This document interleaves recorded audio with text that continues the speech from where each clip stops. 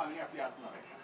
नाही, खरं तर मुख्यमंत्री गृहमंत्री सुद्धा आहेत आणि त्यांनी या संदर्भात हा विषय अत्यंत चिल्लर आहे वगैरे असं न समजता गांभीर्यानं घेण्याची गरज आहे. कारण हा विषय फक्त एका इंद्रजित सांताला धमकी दिली, शिवीगाळ केली असा नाही आहे, तर शिवाजी महाराजांच्या भावना एखाद्या व्यक्तीच्या महाराष्ट्रात राहणाऱ्या, त्यासुद्धा त्यांच्या स्वतःच्या नागपूरमध्ये राहणाऱ्यांच्या काय आहेत हे बघितलं पाहिजे.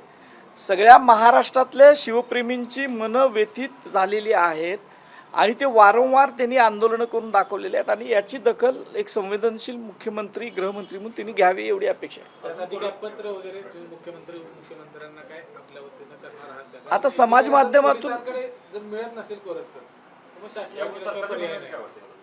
नाही, मला जे काय सांगायचं आहे ते मी आपल्यासारख्या सगळ्या लोकप्रिय TV चॅनल्स असतील, समाज माध्यमं असतील यांच्यातून सांगत असतो.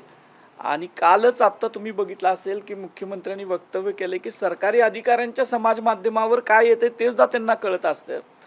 तर एवढं इतके दिवस महिनाभर जर हे सगळं चालत असेल तर त्यांनी हे सगळं पाहिलं असेल, माहिती घेतली असेल असं मला वाटतंय. आणि त्यामुळे हे याच्यात कॉमस्कोर नुसार आता isakal.com आहे देशातील नंबर 1 ची मराठी न्यूज वेबसाईट. प्रत्येक अपडेटसाठी isakal.com ला नक्की या माध्यमातूनच मी त्यांना आव्हान करतोय की तुम्ही याच्यावर लक्ष घालावं आणि तातडीनं अशा कुप्रवृत्ती ज्या आहेत, जे विष ओकणाऱ्या प्रवृत्ती आहेत, समाजामध्ये तेढ निर्माण करणाऱ्या प्रवृत्ती आहेत, यांच्यावर कारवाई करावी. खोक्यासारख्या व्यक्ती असेल किंवा गोरेंच्या खंडणीसाठी मागणी केली ती व्यक्ती असेल किंवा बाकीचे जे आरोपी आहेत त्यांना पकडण्यामध्ये यश येत आहे, पण प्रशांत कोरटकर सारखा माणूस पोलिसांना सापडत नाही आहे, त्याच्याबद्दल तुमच्या मनामध्ये खंत आहे का, शल्य आहे? मला मी सांगतो की मला एक शंका आहे की कुठली तरी यंत्रणा आहे की जी या व्यक्तीला वाचवण्याचा प्रयत्न करते.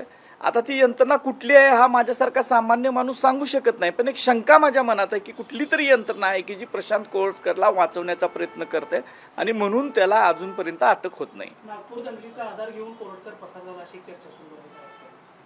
आता तो कसा पसार झाला, कधी पसार झाला का नाही, या सगळा तपास पोलिसांनी करायला पाहिजे असं मला वाटतं. चला, थँक्यू. चला मॅडम.